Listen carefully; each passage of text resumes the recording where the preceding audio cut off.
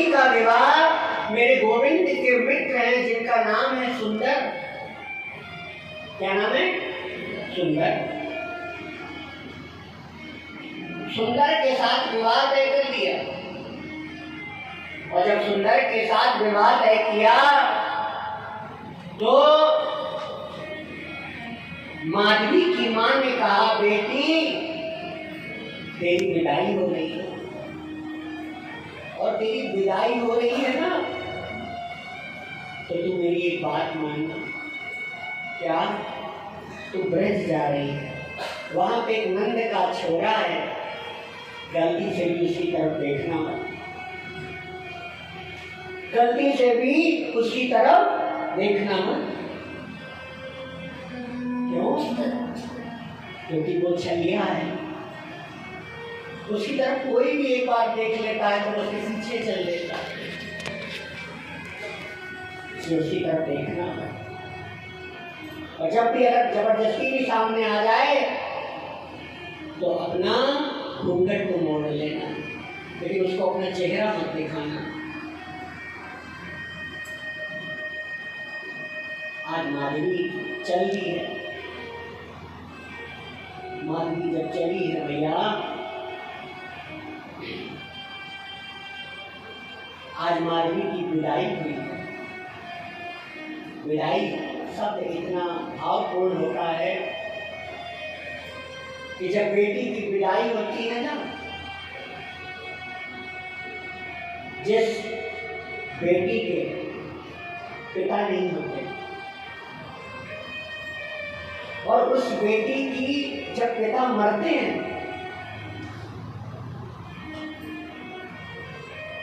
तो अपने घर जब उसको सूचना दी जाती है कि तुम्हारे पिता इस दुनिया में नहीं रहे, तो रास्ते भर रोती हुई जाती है। और जब घर के द्वार पर पहुंचती है तो अपना सर पकड़ पकड़ कर चौखट पर रोती है कि पिताजी चले गए, मेरे पापा चले गए। और भैया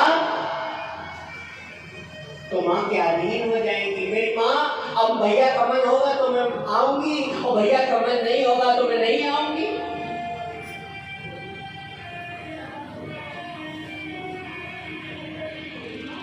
जिसकी माँ होती है और पिता नहीं होते हैं, जब उसका विवाह होता है, विदाई का समय आता है, तो माँ हाथ पकड़ के पिताजी की तस्वीर के पास ले जाती है और तस्वीर पर ले जाकर के अपनी बेटी का हाथ पकड़ के कहती है, कन्या के बापू, आज अपनी बेटी को आशीर्वाद नहीं दोगे? अरे इतनी सी थी जब छोड़ के चले गए थे, आज इतनी बड़ी हो गई है, आज इसके विवाह का समय आ गया है, आशीर्वाद तो दे दो। मानो फोटो उससे भी आंखों से आंसू निकल गए होते। और जिस बेटी की माँ नहीं होती, सिर्फ पिता होते हैं, जब उसकी विदाई होती है ना, तो वो अपने भाई से बोलती है, भैया तुम्हें कसम है, तुमने अगर जरा से भी पिताजी को कष्ट दिया तो ये अच्छा नहीं होगा, जरा सा भी कष्ट दिया तो अच्छा नहीं होगा। अगर तुम्हें जरा से भी कोई दिक्कत लगे तो मुझे याद कर लेना, लेकिन मेरे पिताजी को बिल्कुल कष्ट मत देना। एक पिता अपनी बेटी का विवाह तय करने के लिए ससुराल गया बेटी के, और जब ससुराल में पहुंचा तो लड़की की सास जो थी उसने कहा, भाई साहब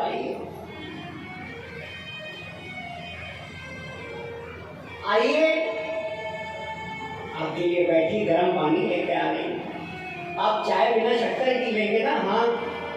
अच्छा जो भोजन है वो हल्का करेंगे ना? हाँ। अच्छा चाय के बाद थोड़ा सा दूध लेंगे? बोले हाँ। जब सब कुछ दे दिया तो उसने पूछा, आपको ये सब किसने बताया? बोले जो मेरी होने वाली बहू है, यानी आपकी बेटी, उसने बताया। पिताजी को सुगर। माँ इसलिए पिताजी को शुगर है। आज पिताजी जब घर पहुंचे, पत्नी जो उनकी माँ मर गई थी, उसकी तस्वीर से फोटो हटाया और माँ के सामने हाथ जोड़ा, कहा माँ हमें तो लगता था तुम मुझे हमें छोड़ के चली गई हो, लेकिन तुम कहीं नहीं गई, तुम मेरी बेटी के रूप में आते ही फिर।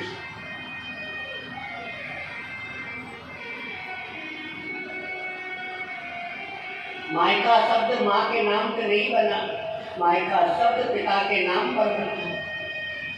और कौन कहता है कि पिता रोता नहीं है? हिमालय जैसा पर्वत जो पत्थर का बना है, जब उसकी बेटी पार्वती का विदाई हुई तो वो छाती पीट पीट कर रोया है, विदा होकर रोया।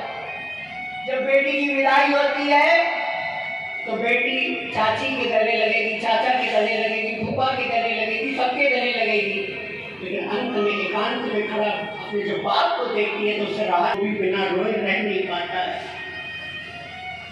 कि आज ये चली जाएगी तो कल मेरा ख्याल कौन रखेगा। और लोग भी विदाई में रोते हैं, बोले जैसे आज इनकी बेटी जा रही है कल हमारी भी बेटी ऐसे ही चली जाएगी।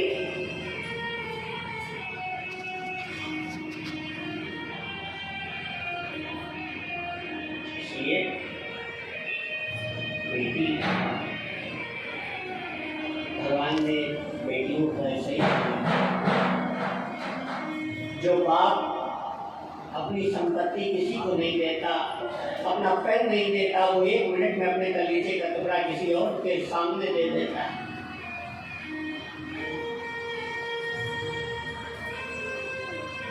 आज मानवी की जब विदाई हुई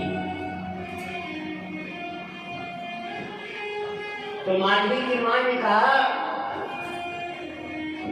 बेटी तुम मेरे उस श्याम सुंदर को मत देखना,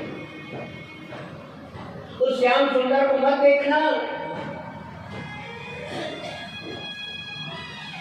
आज गई है, रास्ते में